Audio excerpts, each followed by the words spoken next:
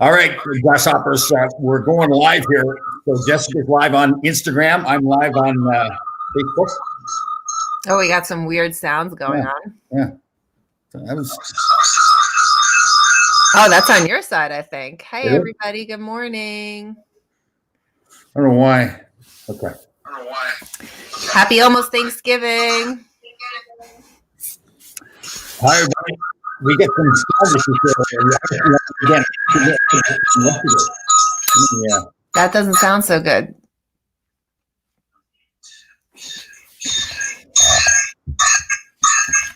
We're still working out the kinks here of this double live session. Yeah. And again, I want to try to blame it on Jessica, but I don't think I can. We can pretend. Is that any better? Oh yeah, that's way better. Sweet. All right. I think I had my volume up too high. You're the tech expert, not me. Yeah, totally. Yeah. All right. How you doing?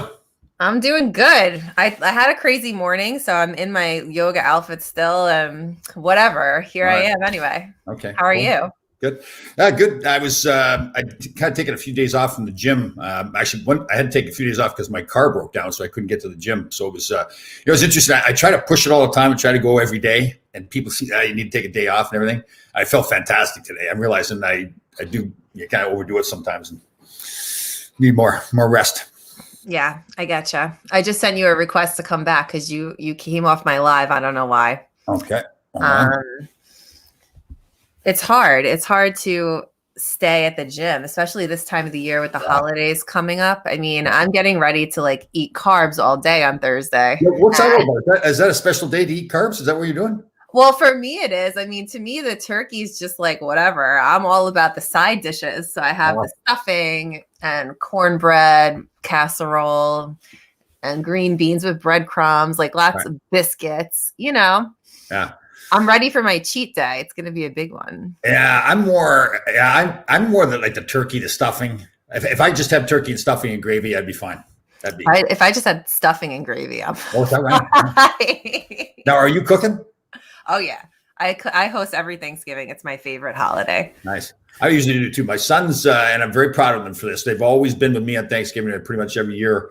And my oldest one's married. The younger one's got a girlfriend. They're both going to their spouses or their girlfriends or wives' families out of town. So although I don't get to see them, I'm very proud of them so that their wives and girlfriends get to see their family too. So that's really nice. I have a small family, so this whole quarantine, don't have more than 10 people, doesn't really affect me so much because I have one brother and he's married and my parents. So it's really not that much. But I love it because there's no gifts. I feel like there's no pressure. It's just we're here to spend time together. I love football and, football's on all day. We have a little family rivalry game going on in the morning. Nice. I mean, I grew up in a small town.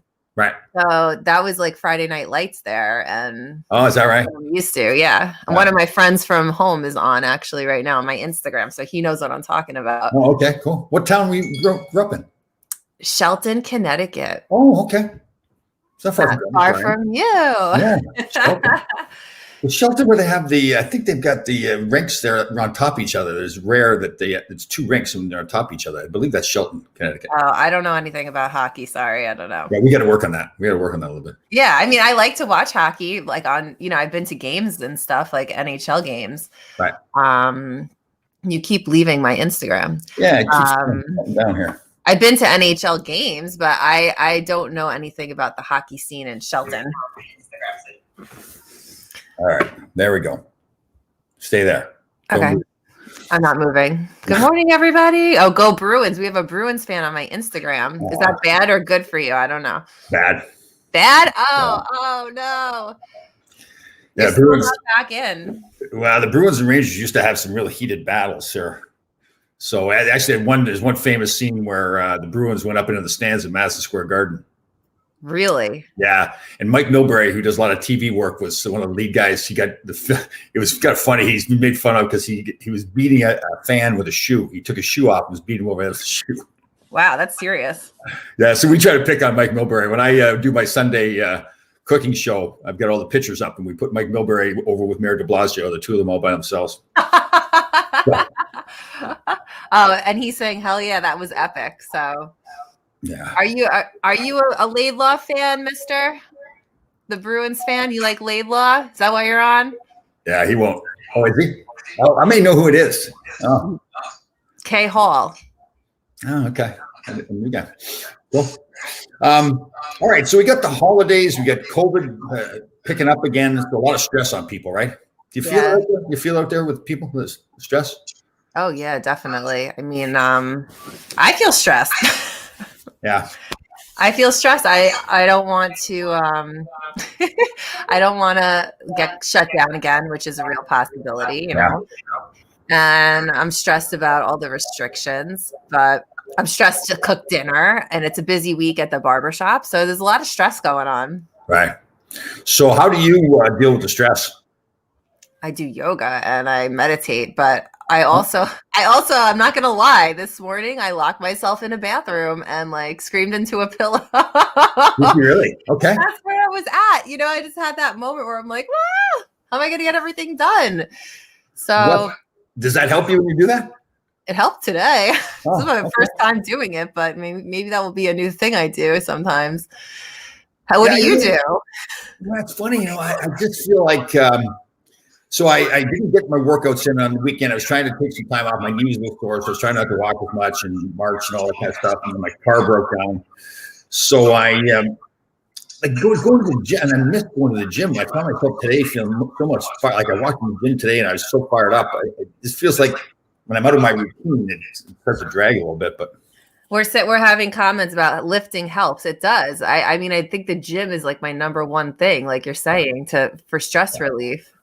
Yeah, I agree totally. Yeah, it's just I think once you get into the rhythm, right, and you see the results you're getting, and I think it just gets you back to say, okay, at least I know I've got this here that's normal. But I'll tell you this, the pandemic for a lot of people, I was talking to somebody, a psychiatrist the other day, not for me, but that I don't need it. But, and they were really talking about, you know, all the different issues that we're not hearing about, right? That, you know, financial issues, you know, spousal abuse, all this kinds of stuff and everything. So people really need to, you know, find out some way to kind of work through all this stuff.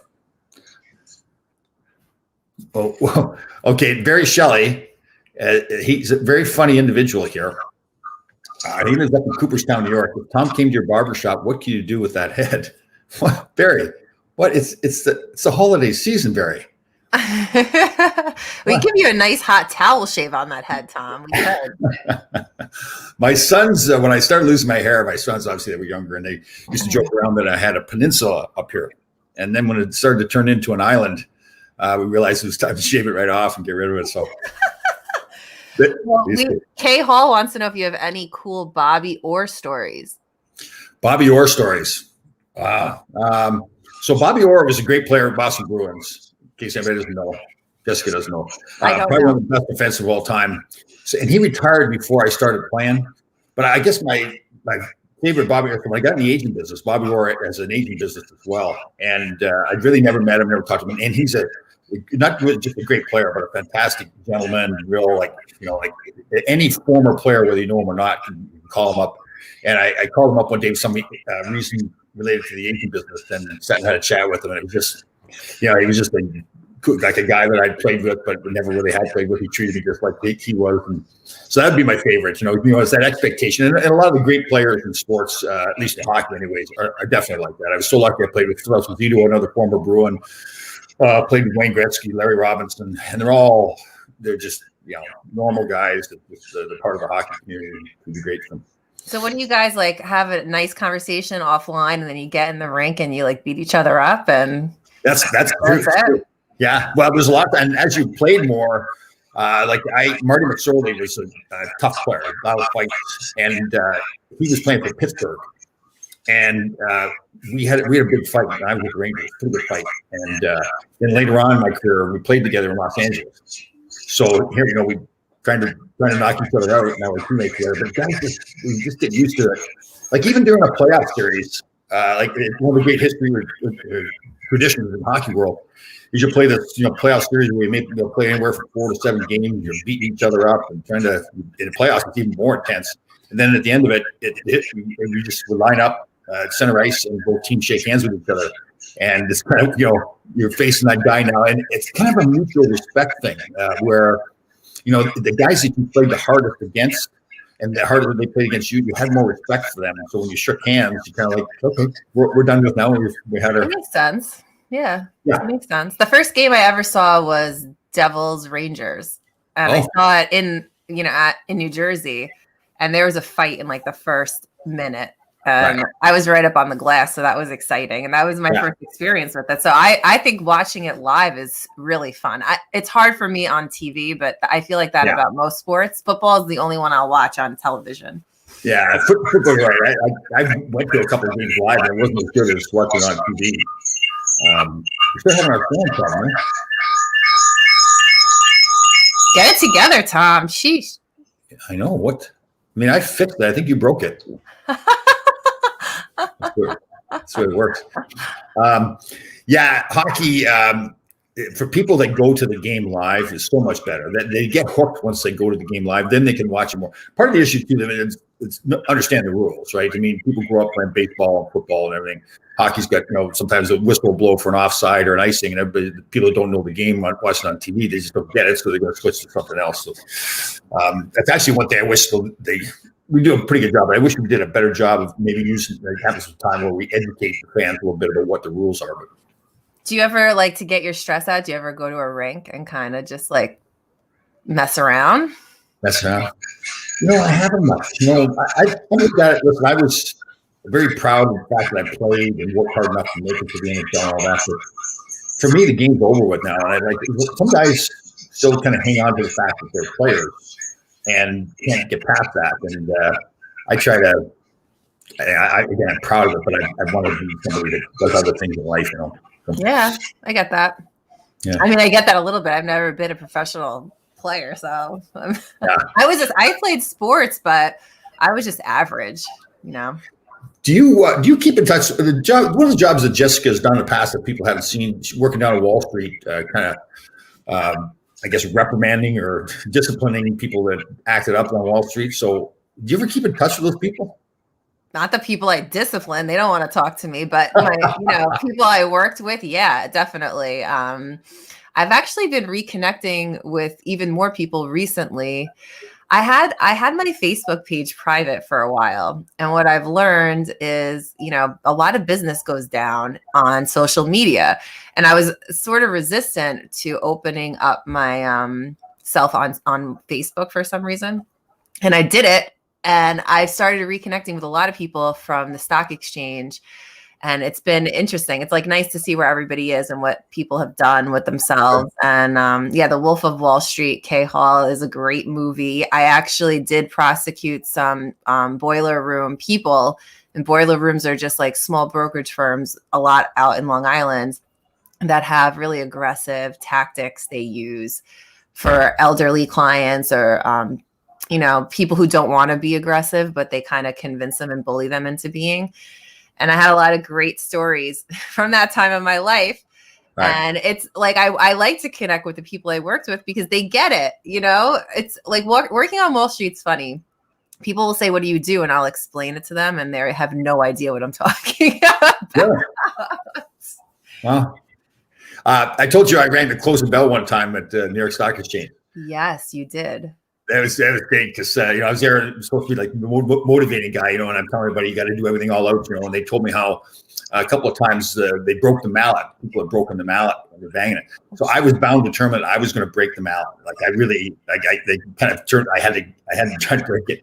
And the video is funny because I'm just hammering the mallet down, And the guy that I guess was kind of in charge of the mallet, he was laughing at me after. He said, "You tried to break it," and I said, "Oh yeah." And he says, "You never will because when it broke before, they somehow reinforced it or whatever, so it's almost impossible to break now." I was like, "Oh God," it's just. I rang the bell twice, and once was earlier on. I think I started in 2005, and that was exciting because the floor was packed. That was still a time where floor trading was a thing. Right. And so it was like you're looking down at all these brokers, like waiting for the day to start, and it was so much energy. I did the opening bell. And then years later, before I left, I was there for 10 years. Now, at the end of my career, I went again. And it was the saddest display because everything went electronic and there wasn't a lot of actual human beings on the floor anymore. Right. Yeah. And the energy was just so different. And it made me kind of sad.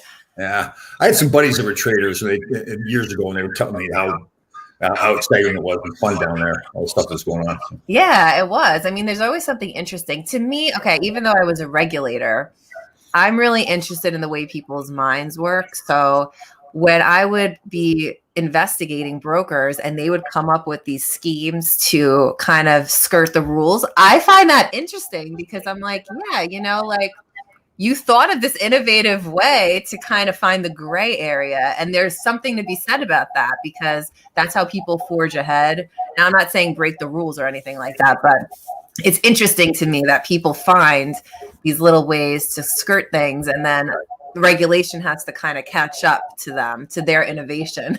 So you're always, as a regulator, you're kind of always behind the 8 ball because you're like working on problems people thought of and that the rules didn't anticipate. But it was really interesting. Yeah, I was like that when I worked when I was in the agent business. I worked for ING, they were the largest management company in the world at that time, and my kind of boss, I guess you call him, Mike Barnett, was Wayne Gretzky's agent. A great guy. He can be a little bit of a pain sometimes. He's like a bulldog. He would never quit, but he was very good at that. He's always trying to find new ways to work the collective bargaining agreement to his advantage, to try to get deals done. And he loved the game too. Like we were on the road someplace together, and like we were just wandering around, walking in one store, and he was buying something for his wife. And he wanted me to buy something. I said, I'm not buying it. And like, I was bound to determine I was going to buy anything. I walked out of there like 15 minutes later. He talked me into buying like $500 for the stuff. And I'm walking out and I'm going, like, he just loved the game. Like he loved to be, and that's why he's so good as an agent, right? He had to negotiate and convince people to do it. He was great.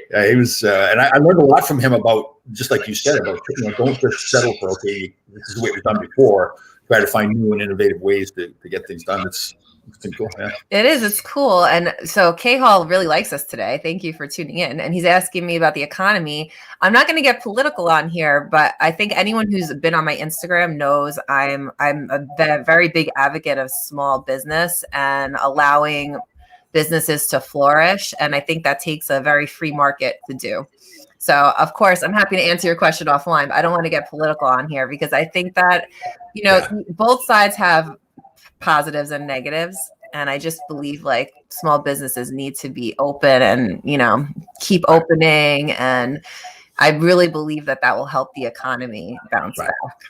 Yeah, it is interesting during the pandemic, right? I mean, the big stores, the Home Depots, the Costco's and everything have stayed open. And the smaller stores have been forced to close a lot, which kind of, we have to have food, we have to have products and everything, but I think I don't hate big business because I think big business has a lot of jobs and, people are employed because of these big corporations, so you can't hate on them 100%, but it isn't fair to have them flourishing and then little mom and pop shops struggling. I mean, I own a barbershop, right? We all know that.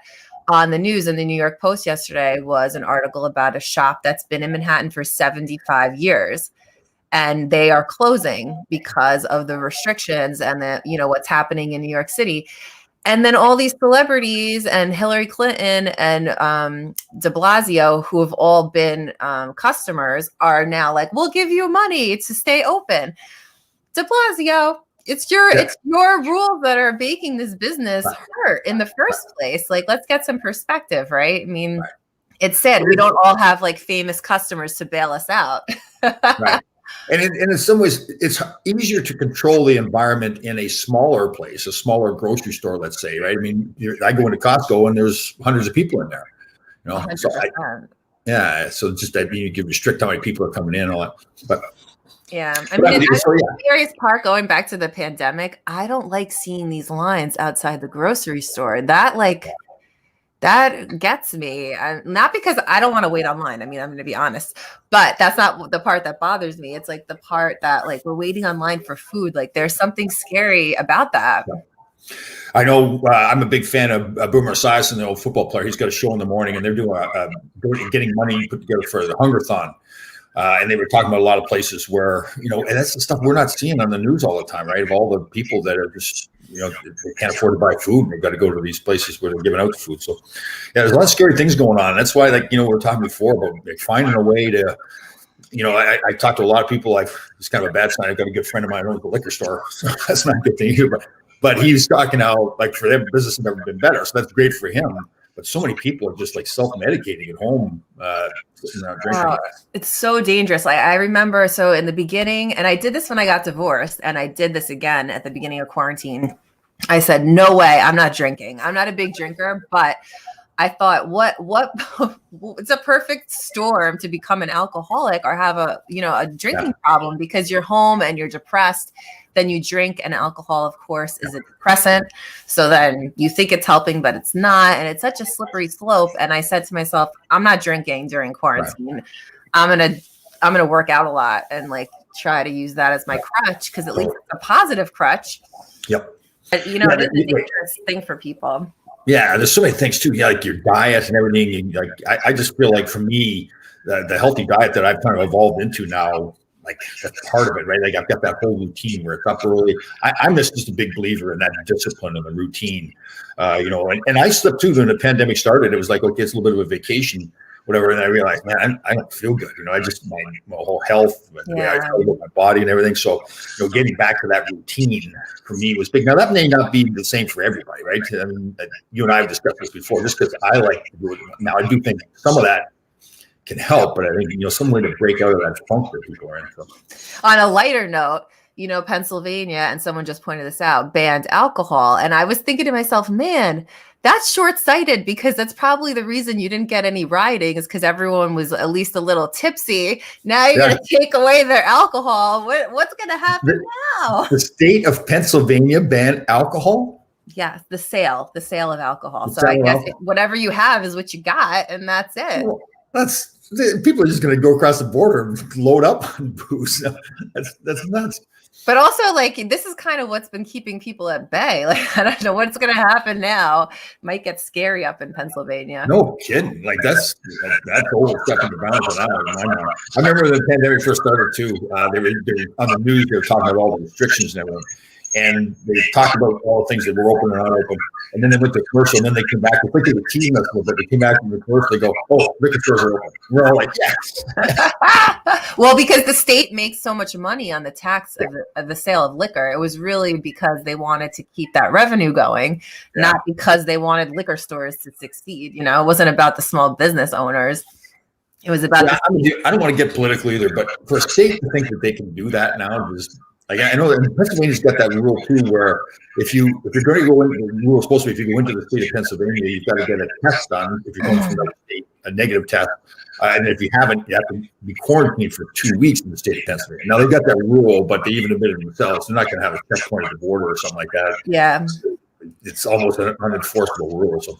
Well, I'm definitely going to get arrested for dancing, which is apparently not okay to have music and dancing at Thanksgiving. But I dance every night with my kids. We have a dance party every night. So I'm going to risk it and dance. So I'm just. Is that a rule? Well, yeah. I mean, it was a guidance that they put out, keep your music low and no dancing and singing.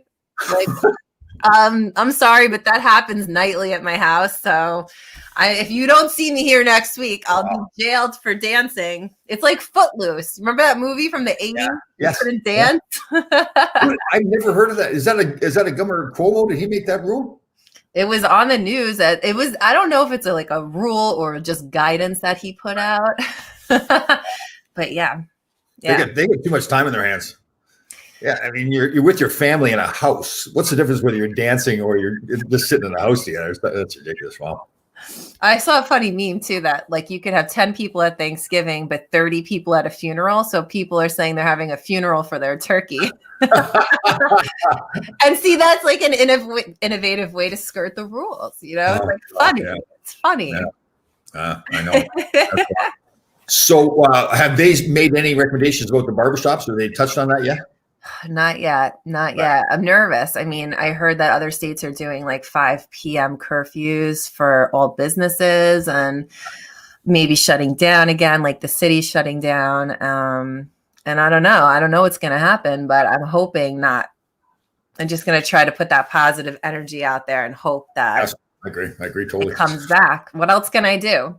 Well, I know now they're like the NHL, the NHL, the players and the league are negotiating to try to work out a new deal because the league is going to lose so much money because there won't be any fans in the seats. So there's so many ramifications, right? And again, obviously, we want to feel sorry for hockey players who make millions of dollars, but it's all the other people that work at the arenas, the people at bars and restaurants around the arenas, and in places like New York, I mean, it's you get the Knicks and Rangers, and then you get the Nets over in Brooklyn, the Islanders, the Devils. So there's a lot of people. I mean, other places too that lose jobs. As far as the sports world, there's a lot of other ramifications. So. I think the forgotten class of people, and I include myself in this, are the people whose jobs are not remote, like barbers, for example, right? Or the people that work at these arenas, like you're saying, that, go around selling the food or work in the food stands. Like there's waiters, waitresses, like these people can't work remotely. And it's great for all the people who are in their pajamas, working from home, making the same salary they were before. It has its own set of stresses, but at least financially you're okay. But for the people whose jobs are not remote, these things are, detrimental. Yeah, I know. You're right. It kind of goes back to what we were talking about earlier, that stress level, right? And finding something for yourself that, gets you back in kind of routine. And again, staying away from, to tell people to stay away from alcohol altogether is, it's not really fair, but, don't get caught in those negative, I've got friends of mine too, like very negative when they were talking about stuff. And it's almost like, I don't know how you feel about this, but you can't cut friends out of your life. But maybe when they're calling up and they're talking all negative stuff all the time, you got to say, let's have some fun. Let's not dwell on stuff, right? I mean, over quarantine, I have to say, I stopped talking to some people because I couldn't deal. I had so much stress of my own. I couldn't take theirs on. And talking to some people, everyone has those people in their lives that's like they're anxious, and then their anxiety kind of comes onto you. But I think it's just important to stay positive and keep yourself in a positive bubble. Okay. So did you tell them that you just couldn't talk to them anymore, or you just stopped talking to them? I took breaks. I didn't give an explanation. I just kind of and some people, I really didn't have the time. I was trying to figure out my own stuff. So there was some of that going. I don't think you could really tell who I was purposely avoiding and who I just got so busy I didn't have time. But I'm coming back into it now that I'm in a better, stronger mindset. Once you name them right now on live No. Yeah, I know. Funny stuff. All right, guys. Well, that's again, we wanted to touch on this whole negative thing going on, the stress and everything, the holidays, and again, like we talked, I don't think there's one specific answer. You can't do what I do necessarily. You can't do what Jessica does necessarily, but try to find those things that consciously think to yourself, I get up in the morning, all right, I'm going to be better today, whatever it is for you. Get out of the bad habits of eating too much, get out of the habits of not exercising, get out of the habits of drinking too much, talking too much negative stuff. Again, you've got to decide for yourself what that is too. So. Yeah, for sure. I hope everybody has a nice Thanksgiving though. That's right too. Yes. You're cooking, right? Yeah. What are you doing? I'm cooking. I'm usually cooking for my sons, but they're gone with their girlfriends and wife to be there with their families. So I'll be home. I might have my ex teammate Ron Greshner over, but he can't stay long. I'll just feed him. Maybe I'll take some Tupperware and drop it over at his house. He lives really close. And someone's asking if you know Brett Fedek. I don't know if I'm saying that right. Brent Fedek. Oh, Brent Fedek. Brent Fedek was a former player, played with the Flyers and everything. I don't know him personally, but I know who he was a player. He had a great career. Yep. He won't be at your house for Thanksgiving? No, he's not coming over. No, it's it'll be lots of turkey. I'm going to try to go usually I'm getting into my cooking. I usually bake an apple pie and a raspberry pie. So we're just going to go with one pie this year, an apple pie. We're going to make our own pastry using almond flour. Yum. So go a little healthy. Instead of the mashed potatoes, we'll do some sweet potatoes, but I have to have stuffing. I gotta do the stuffing. The stuffing has to have butter, it's cooked in butter and everything first. I saute up some celery and onions, and then I put it in with the stuffing. Then I stuff the bird. I don't put celery, but I put sausage in my stuffing. Oh, do you? Okay. Yeah. And I make apple pie too. And this year I also did an Italian dessert, tiramisu. Oh, I okay. made that yesterday because it like the more it soaks a couple of days, the better it tastes. So Well, good. Have you made that before? yeah, Oh, nice. yeah. So I make I'm really proud of my homemade gravy. The people that follow me know that I put all the vegetables in the bottom of the pan with the turkey. So, Yum. so they cook up, and then the drippings all over it and everything. I take the vegetables, I put them in the blender, cream up, and put them back in the bottom of the pan. Ooh, that's a good idea. Yeah, I'll get all the flavors. I kind of evolved into that too because I was cheating using the stock. You know, you can buy the stock in a little jar and you add water to it, but there's a lot of salt in it this way. So this way I can really control how much salt I put in. Do you have an immersion blender? Because those are I have that, but I found it's better when I put it in my blender. okay. It gets it all creamed up and everything like that, and put it back in. Oh, now I'm hungry. I didn't even I eat know. breakfast yet because that was my morning. I need to go eat. That's what I You know, got. and that's the thing too. It's even the smell in the house. Like I see people that do those deep fryers outside, and I think apparently it tastes great when they do that. But man, part of Thanksgiving is the smell in the house too. Yeah, it's so good. I've never deep fried a turkey though. Have you? No, I've never done it, but apparently they're really tasty and everything. And you just got to be careful that you don't put the frozen turkey in. I guess it explodes or whatever when you put it in the hot stuff. I never buy a frozen turkey. I get my turkey from the butcher, actually. Oh, did I never tell you I've told other people my frozen turkey story. So when my boys are small, I didn't know how to cook at all. So I would go to the store and get the frozen turkey, but I put the frozen turkey right into the oven frozen. Oh. I didn't know that the giblets and everything were inside. So the turkey would actually cook okay. It was fine. But then I would look inside the turkey and I'm thinking, who put the garbage inside my turkey? I was thinking it was garbage. I had really convinced myself there was garbage in there. Somebody came over for Thanksgiving dinner one time and I said to myself, why do they put this garbage? Every year I get the turkey with garbage in it. And they couldn't tell if I was joking or not. They thought I was being smart aleck. And they're going, are you serious? I'm going, it's giblets, you idiots. So we realized we did our live and learn, you know? Yes, we certainly did there. All right. Well, have a good Thanksgiving. You too. Bye, everybody. Have a good Thanksgiving.